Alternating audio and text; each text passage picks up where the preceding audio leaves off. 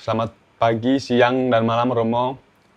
Jadi kami akan mempresentasikan hasil kerja kelompok kami dengan judul prediksi pola penjualan pada toko Decan di TikTok Shop menggunakan knifing bias dengan metode seeding window. Sebelum lanjut ke materinya, di sini saya akan memperkenalkan diri saya dulu. Nama saya Apollonarius Banggur dengan NIM 235 314 145. Nah, jadi presentasi ini tuh menjelaskan latar belakang dan masalah penelitian, tujuan, ularan dan manfaat yang ingin dicapai, gambaran data dan metode yang digunakan, serta hasil analisis kinerja model hingga kesimpulan utama yang diperoleh. Nah, selanjutnya itu ada masalah penelitian. Jadi penjualan harian di toko Decan bersifat sangat fluktuatif sehingga sulit diprediksi apakah pesan besok hari akan naik atau turun, sehingga pemilik kesulitan mengatur stok serta menjadwalkan jam kerja yang tidak berbenturan dengan kegiatan perkuliahan kami. Nah, kemudian saya akan menjelaskan tujuan, luaran, dan manfaatnya. Nah, jadi penelitian ini bertujuan memprediksi apakah jumlah pesanan hari berikutnya akan naik atau tidak naik menggunakan metode knifing bias. Jadi luaran yang dihasilkan berupa model berlatih, terlatih, dan file prediksi beserta metrik kinerjanya. Hasil ini diharapkan bermanfaat untuk membantu pengaturan stok, strategi promo, serta penjadwalan kerja yang tetap selaras dengan aktivitas perkuliahan. Nah, selanjutnya akan dijelaskan oleh teman saya. Baik, perkenalkan nama saya Muhammad Hidayat Ilham dengan NIM 135. Di sini saya akan menjelaskan tentang data. Jadi, data yang kita gunakan di sini adalah data penjualan harian yang diambil dari toko Decan di TikTok Seller Center dengan format Excel. Isi formatnya yaitu penjualan dalam beberapa bulan dengan fokus utama kita di sini adalah jumlah pesanan per hari sebagai target prediksi. Lanjut. Nah, di bagian pre-processing dan juga fiturnya. Jadi awalnya data tuh dibersihkan dulu, lalu disusun kembali, lalu diberi label 1 untuk penjualan hari ini naik, dan 0 untuk penjualan hari ini tidak naik atau turun, dengan membandingkan jumlah pesanan dengan hari sebelumnya. Selain itu, digunakan informasi sederhana seperti berapa banyak pesanan pada beberapa hari terakhir, dan juga apakah hari tersebut termasuk hari kerja atau hari akhir pekan untuk membantu model dalam membuat prediksi. Nah, di sini ada cuplikan kode untuk pre-processing dan juga fiturnya. Untuk pre-processing ini, itu ubah ke format tanggal, ubah ke kolom pesanan agar angkanya lebih bersih, lalu buang baris tanpa tanggal, dan juga urutkan berdasarkan tanggal, dan yang terakhir yaitu hapus duplikat tanggal. Nah, untuk fiturnya sendiri, itu untuk Y level 1 sama dengan naik, dan 0 tidak naik atau turun, yang seperti yang saya jelaskan sebelumnya.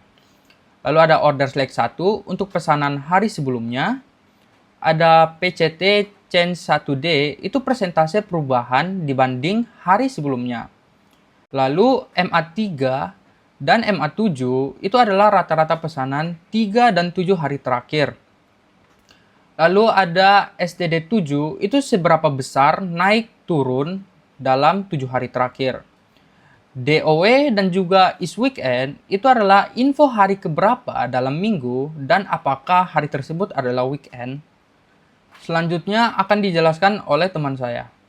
Oke, selanjutnya perkenalkan, nama saya Kurnia Bintang Pratama dengan NIM 235314147.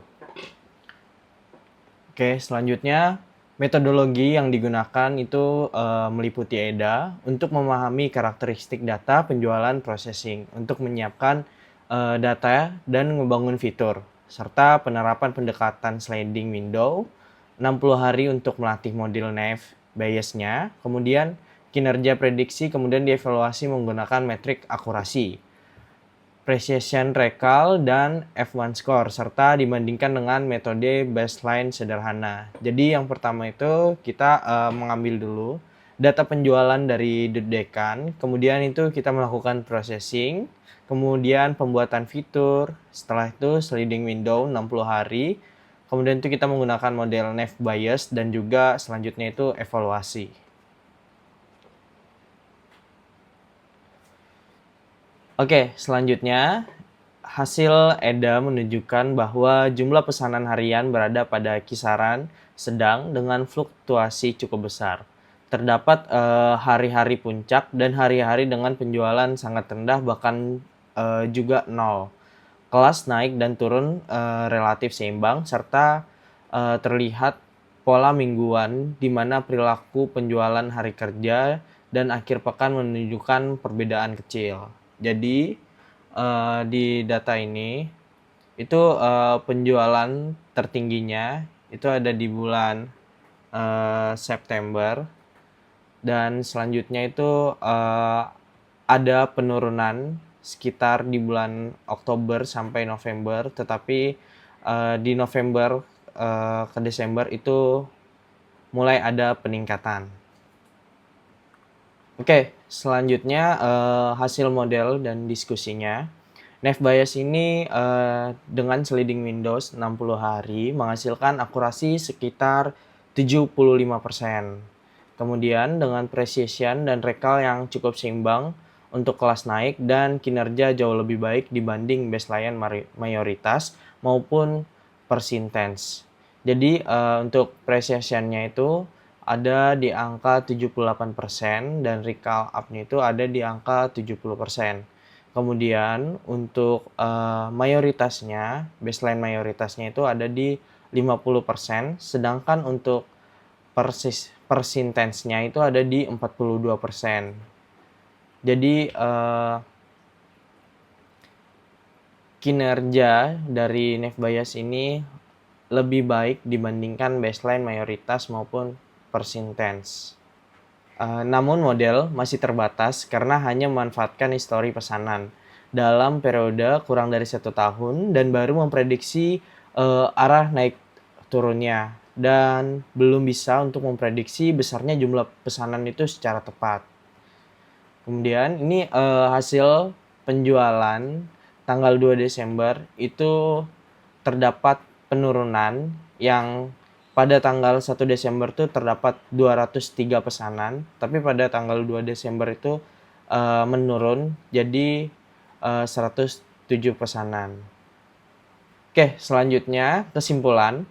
Secara keseluruhan, model Bayes dengan pendekatan sliding windows mampu memprediksi pola atau naik turun pesanan harian toko dedekan dengan kinerja yang cukup baik dengan berkat fitur-fitur berbasis histori penjualan dan pola mingguan. Penelitian ini memenuhi tujuan dengan menghasilkan model dan file prediksi yang dapat dimanfaatkan sebagai dasar pengambilan keputusan stok, strategi penjualan di TikTok Shop, dan pengaturan jadwal kerja yang lebih terencana. Oke, sekian adalah hasil presentasi UAS kami. Jika ada salah kata mohon dimaafkan. Sekian, terima kasih.